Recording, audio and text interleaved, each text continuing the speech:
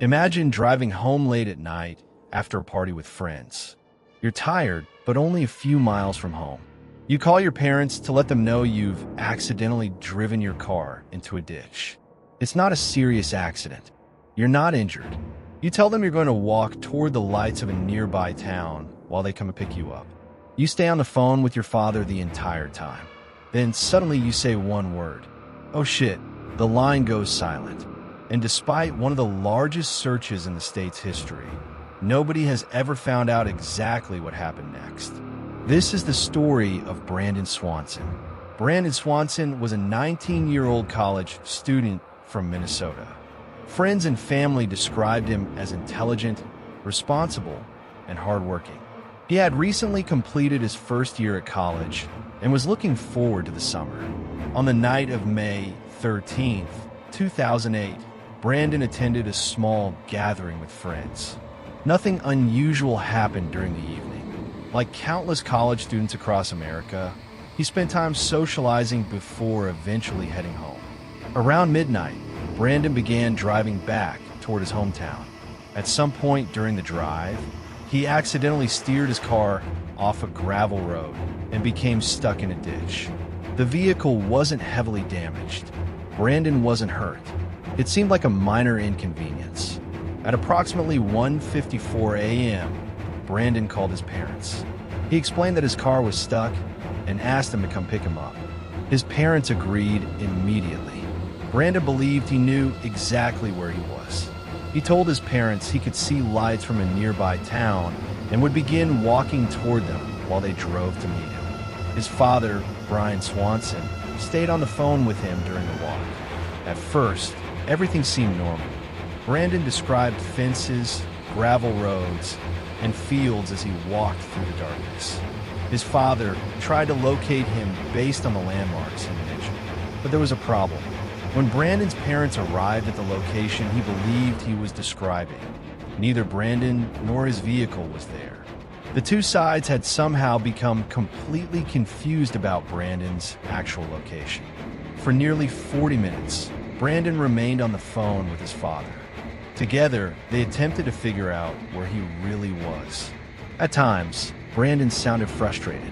He couldn't understand why his parents couldn't find him. His parents couldn't understand why they couldn't see him. Both sides believed they should have been close, yet they never crossed paths. As the conversation continued, Brandon kept walking. He crossed fields. He climbed fences. He followed what he believed would lead him towards safety. Then everything changed. Without warning, Brandon suddenly exclaimed, "Oh shit." The phone connection remained open for a few seconds. His father repeatedly called his name. No response. Eventually, the line disconnected. That was the last confirmed contact anyone ever had with Brandon Swanson. His parents immediately became alarmed.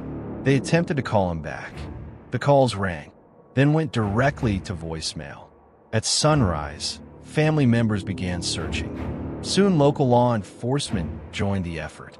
What initially appeared to be a simple roadside assistance situation had transformed into a missing person investigation. Investigators first needed to solve a critical problem. Nobody knew exactly where Brandon had been when he made the phone call. The location he described didn't match where his parents had searched. Using cell phone tower data, investigators eventually narrowed down the area. What they discovered was surprising. Brandon had misidentified his location by several miles. The town lights he believed he was walking toward were not the lights he thought they were. He had become disoriented in the darkness. Instead of being near one town, he was actually near another. This realization helped search teams identify the area where Brandon had likely been walking. Large-scale searches began. Authorities used helicopters, search dogs, volunteers, ATVs, farm equipment. Nearby rivers and streams were examined. Fields were searched repeatedly. Thousands of acres were covered. Despite these efforts, investigators found remarkably little evidence.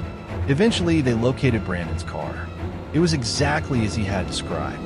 Stuck in a ditch, undamaged, No signs of foul play. No indication that anyone else had been involved. The discovery of the vehicle answered one question, but it raised many others. What happened after Brandon left the car? Why did he suddenly say those final words? And how could someone disappear so completely? One theory suggests Brandon accidentally fell into a river. Searchers discovered that his likely walking route brought him near the Yellow Medicine River. The terrain was difficult. Steep riverbanks, dense vegetation, darkness, mud. If Brandon had fallen unexpectedly, he may have been injured or swept away. Supporters of this theory point to his final words. Perhaps he suddenly slipped. Perhaps he lost his footing. Perhaps the phone dropped during the fall. Yet there are problems with this explanation. Search teams focused heavily on the river. No body was ever recovered. No personal belongings were found. No definitive evidence linked Brandon to the water. Another theory involves accidental death somewhere in the surrounding farmland. The area contains countless hazards, abandoned wells, drainage systems, dense brush, remote sections that are difficult to access. Some investigators believe Brandon may have entered an area that searchers simply never examined thoroughly enough. Others believe foul play cannot be completely ruled out. Although there is no evidence that Brandon encountered another person, the possibility remains. The rural nature of the area means there were few witnesses, few cameras, very little physical evidence. However, investigators have never identified a credible suspect. No arrests have ever been made. No convincing evidence has emerged to support a criminal explanation. As years passed, the mystery only deepened. Family members continued searching. Tips continued arriving. Investigators revisited the case multiple times, yet no breakthrough ever came.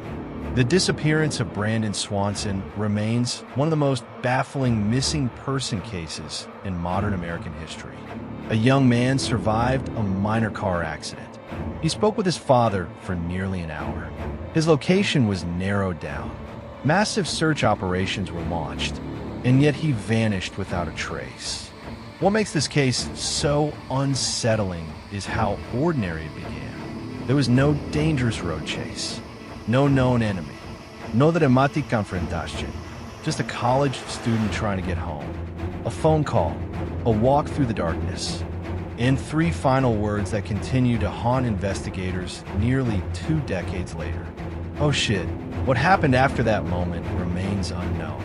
And until new evidence is discovered, the mystery of Brandon Swanson remains unsolved. If you enjoy true mysteries, unexplained disappearances, and real-life investigations, subscribe to Story Vault Studio. Because every story has a secret,